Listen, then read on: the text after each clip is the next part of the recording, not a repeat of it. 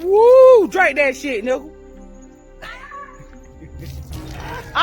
Now. You ain't pour that Valera out, did you? I went back in my nose. Oh, shit. You supposed to drink all that shit. First time we're hearing from neighbors at one Greenville apartment complex where a woman was shot in the head and killed. Now, the Greenville Police Department says that they found 42-year-old Antrina Natasha Smith shot in the head yesterday. May 3rd, 2024, Friday afternoon, Berkeley Point Apartments on Wynwood Road, Greenville, South Carolina. Police officers rushed to the scene after a 911 call. When they arrived, they found something no officer ever wants to see. A woman lay dead in her bedroom, a gunshot wound to the head.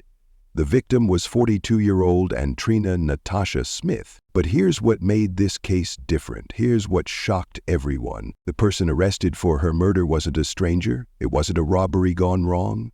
It wasn't a random act of violence. It was her own son, 19-year-old Nyjaylan Smith. For 19 years, Antrina worked multiple jobs to feed him, clothe him, and give him a future.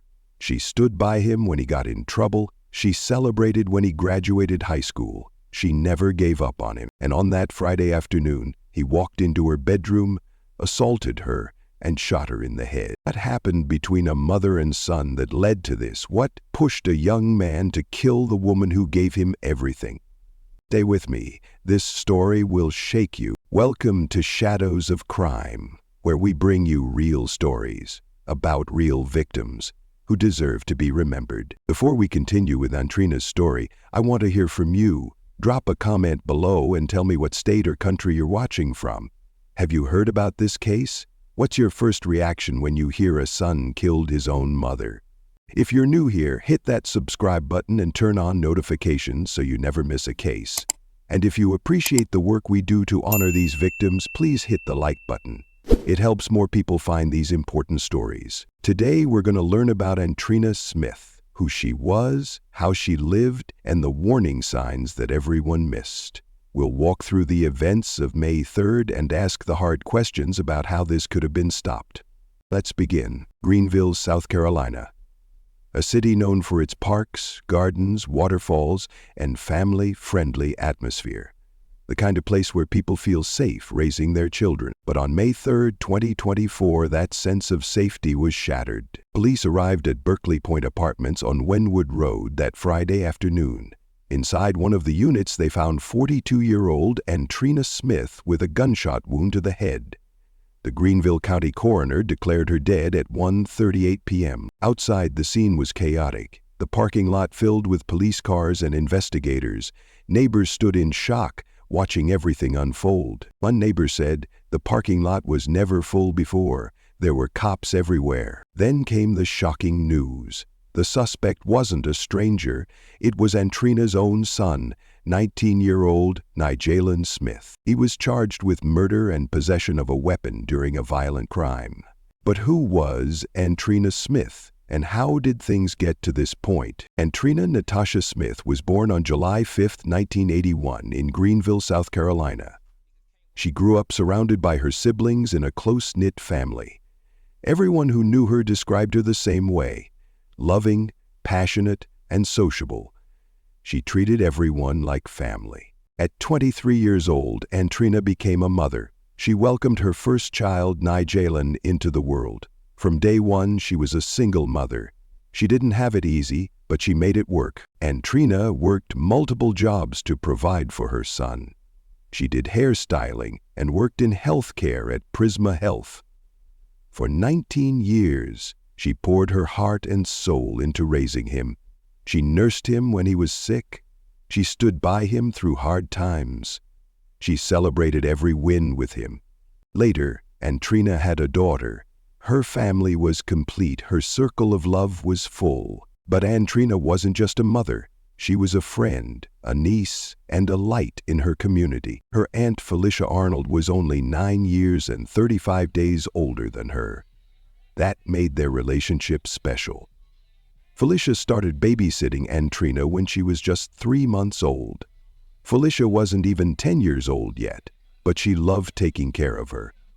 She called Antrina My Cabbage Patch. When Antrina was in school and got in trouble, Felicia would sign her referrals so she wouldn't get caught. As they got older, they became party buddies. They went to clubs like New Attitude, Romans, Johnny's, Hayward's, Club 7, and 327. They danced, laughed, and lived life together. Antrina also had a best friend she met in 6th grade at Hughes Middle School in 1993. Their friendship lasted over 30 years. Her friend said, "You were the first to ever want to be my friend." They did everything together. They rode around in a white Toyota until it broke down, even putting pepper in the radiator to keep it running. They shoplifted together as teenagers. They got their first jobs together. They got pregnant around the same age and raised their kids as cousins. Her friend remembered how Antrina loved to dance all night with no care in the world. Neighbors at Berkeley Point Apartments said she was very nice. She was known for her warmth and kindness. She was an important part of her community. Antrina Smith was loved, and she deserved so much better than what happened to her. In his early years, Nyjaylan inherited his mother's sweet and playful nature. Mother and son shared a close bond during his childhood. But as Nyjaylan entered his teenage years, everything changed. He started getting into trouble. He was caught stealing cars. He had multiple run-ins with the law. The conflict between him and his mother grew worse, but Antrina never gave up on her son. She kept pushing him. She kept motivating him. She wanted him to finish high school and turn his life around. In 2023, Nyjaylan graduated from high school. It was a moment of hope. Antrina was so proud that she celebrated with the world. For a brief moment, it seemed like things were finally getting better. But it wasn't a turning point. It was just a pause. After graduation, the tensions came back stronger than ever. Nyjaylan refused to listen to his mother's advice. He had no job. He wasn't doing anything productive with his life. The transcript from the case shows evidence of possible drug use, which may have played a role in his behavior. The conflict was simple but dangerous. Antrina was trying to guide her son toward a better path. Nyjaylan was resisting her authority at every turn. Looking back, the warning signs were all there. He had a history of criminal behavior. He showed escalating defiance. He couldn't accept accountability for his actions. There were clear indicators of substance abuse, and he had no direction or purpose in his life. In the months leading up to May 3rd, the tension in that household was building. It was a home on the brink. The warning signs were present, but no one saw them as a threat of violence. No one thought it would end like this. Antrina kept trying to save her son. She kept believing he could change. But Nyjaylan wasn't listening, and the anger inside him was growing. What happened next would change everything. Pause for a moment and think about this. Have you ever seen a family dynamic like this in your own community? A parent trying everything to help their child, but the child keeps pushing back. What do you think could have been done differently to prevent this tragedy? Drop your thoughts in the comments below. I read every single one, and I want to hear your perspective. Could this have been stopped? Were there missed opportunities? If you're finding value in this story, please hit that like button and share this video. These cases need to be talked about. Now, let's talk about what happened on that day in May. The day everything fell apart. May 3rd, 2024. A Friday afternoon that started like any other, but it would end in tragedy.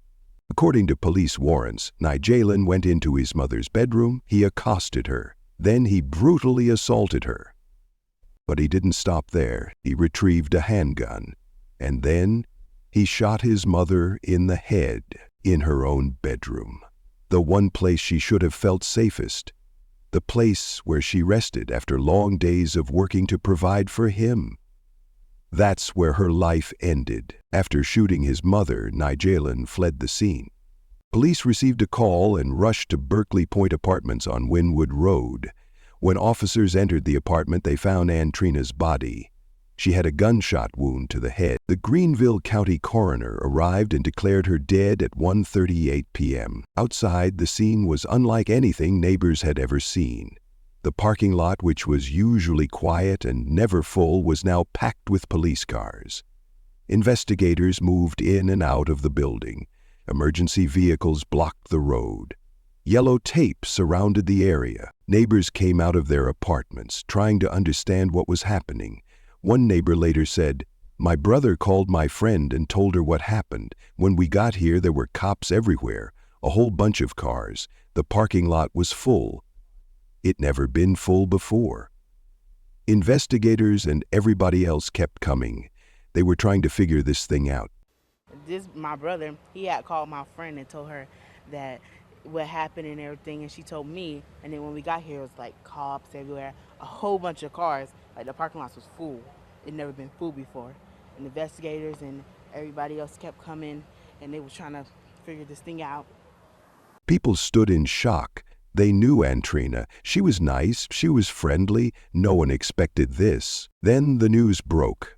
Police had arrested a suspect. His name was Nyjaylan Smith, 19 years old, and he was Antrina's son. Officers were shocked when they learned the relationship between the victim and the suspect.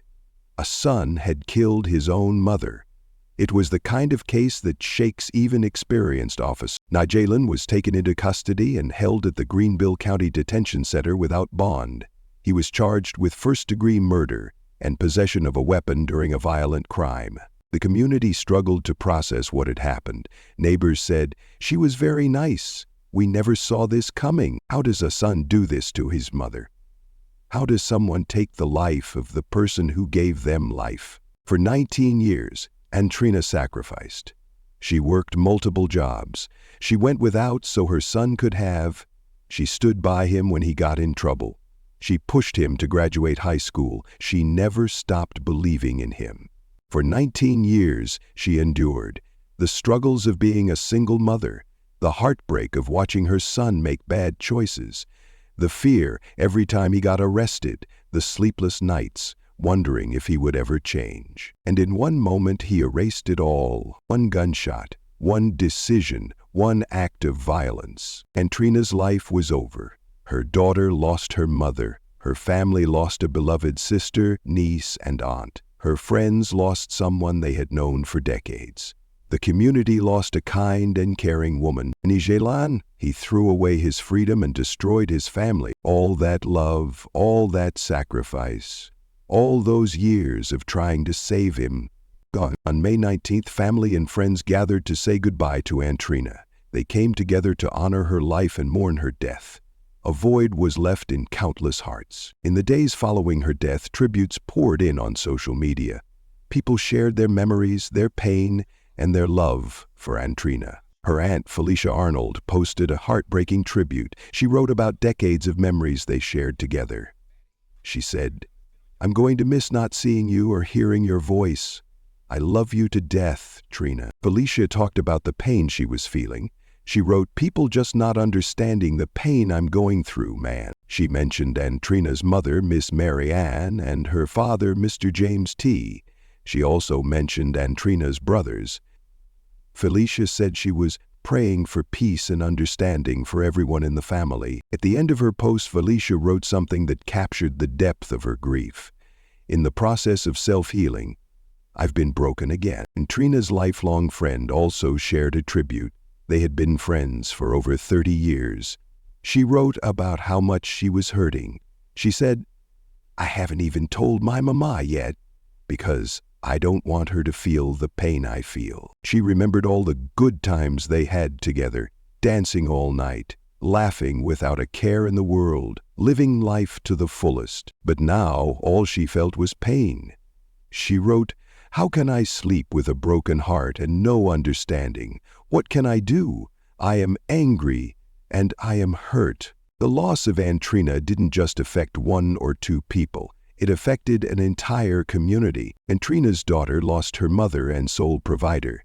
She was left without the one person who had always been there for her. Antrina's extended family lost a beloved sister, aunt, and cousin. The family gatherings would never be the same. There would always be an empty seat at the table. Her friends lost a companion of decades, the woman who made them laugh, the woman who danced with them, the woman who treated everyone like family. The community lost someone known for her warmth and kindness. Neighbors said she was very nice. She was the kind of person who made the world a little bit better just by being in it, but not everyone reacted the same way. While most people mourned Antrina and expressed anger at what Nyjaylan had done, some people took a different approach. Some expressed support for Nyjaylan, regardless of the circumstances. This reaction angered many people. One person responded by saying, "This commentary is infuriating. A 19-year-old killed his mother as she was possibly sleeping in her room. There are no excuses for his behavior." They continued, "The youth are out of control and need to be held accountable. If Nyjaylan was so miserable living with his mother, he should have left the home for good. Now his sister is left without her mother and sole provider because of his immaturity. His behavior was inexcusable, and he should be held to the fullest extent of the law." This is an important point. When we excuse violence or minimize what someone has done, we send a dangerous message. We tell people that accountability doesn't matter, that family relationships are more important than justice. But the truth is simple. Nyjaylan killed his mother. There is no excuse for that, no matter how hard life was, no matter what struggles he faced. Nothing justifies what he did. Antrina deserved better. Her family deserved better, and justice must be served. Looking back at this case, the warning signs were there. First, Nyjaylan had a history of criminal behavior. He was stealing cars. He was getting in trouble with the law. This showed a pattern of breaking rules and ignoring consequences. Second, there was escalating conflict with authority figures, especially his mother. He refused to listen to her advice. He resisted her attempts to guide him. Third, there were indicators of substance abuse. He showed signs of drug use, which can affect judgment and increase violent behavior. Fourth, after graduating high school in 2023, Nyjaylan had no job and no productive activities. He had no direction or purpose. So why were these signs missed? Maternal love and hope can sometimes blind us to danger. Antrina loved her son and believed he could change. She kept hoping things would get better. Many people also normalize teenage rebellion. They think he's just going through a phase. But sometimes it's more than that. There was also a lack of intervention from outside systems. Schools, social services, and law enforcement didn't step in to help this family, and Nyjaylan may not have faced enough consequences for his earlier crimes. When young people break the law without real consequences, they may think they can get away with anything. This case fits a pattern we see in family violence. Escalating conflict plus access to weapons equals deadly potential.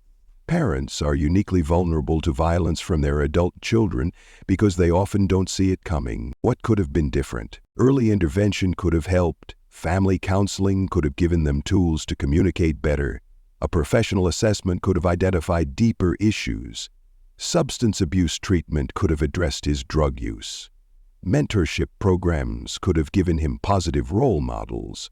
Job training could have given him purpose and direction. These interventions might have saved Antrina's life. What do you think really happened here? Could this tragedy have been prevented? What would you have done if you were a family member or friend who noticed these warning signs? Share your thoughts in the comments. Let's have a real conversation about prevention. These discussions matter because they can help save lives. And if you found this video informative, please hit that like button. It helps more people find these important stories. Subscribe to the channel for more true crime cases that honor victims and ask the hard questions. Now let's talk about what we can all learn from Antrina's story. So how can we prevent tragedies like this from happening again? What can families and communities do differently? First, we need to act on warning signs. Don't dismiss criminal behavior as just a phase. When a young person is stealing cars or getting arrested, that's serious. Take escalating conflict seriously. If a parent and child are constantly fighting and things are getting worse, that's a red flag. Trust your instincts. If something feels wrong, it probably is. Second, early intervention is critical. Family counseling can help parents and children learn to communicate better and resolve conflicts. A professional assessment can identify deeper issues like depression or anger problems. Mentorship programs can connect at-risk youth with positive role models who guide them in the right direction. Job training and employment assistance can give young people purpose and help them build a future. Third, we must address substance abuse. Young people showing signs of drug use need screening and treatment. Schools and communities should educate youth about the dangers of drugs. Families dealing with addiction need access to support services. Substance abuse doesn't just go away on its own, it requires intervention. Fourth, parents need support. Single parents especially need community resources. They need help enforcing boundaries when their children won't listen. They need access to professional support when things get out of control. We can't let parents struggle alone. When we see a parent fighting to save their child, we should step in and help. Finally, never minimize violence. There are no circumstances that justify a son killing his mother. Accountability is essential.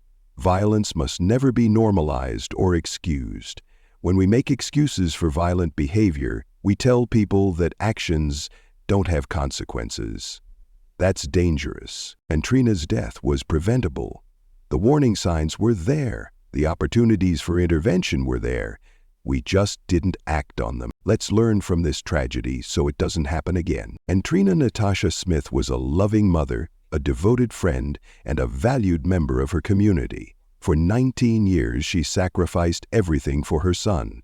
She worked multiple jobs. She stood by him through his mistakes. She never stopped believing he could change. And he repaid her with violence. Her death cannot be undone. But her story can inspire change. We can honor Andrina by making sure this doesn't happen to another family. We can learn from the warning signs that were missed. We can do better. Here's what we can do. Pay attention to warning signs in your own community. If you see a family struggling, don't look away. Intervene early when you see families in crisis. Offer help. Connect them with resources. Sometimes just showing you care can make a difference. Support parents who are struggling with troubled children. They need our help, not our judgment. Demand accountability from justice systems. Young people who commit crimes need consequences that teach them and protect others. And refuse to minimize or excuse violence. There are no excuses for what Nyjaylan did. Violence is never acceptable. Antrina's legacy should be one of prevention. Her story should remind us that family violence is preventable. Intervention works, but we have to act before it's too late. Every life lost to violence represents a failure. A failure to see the signs. A failure to intervene. A failure to protect those who need protection. We can do better. We must do better.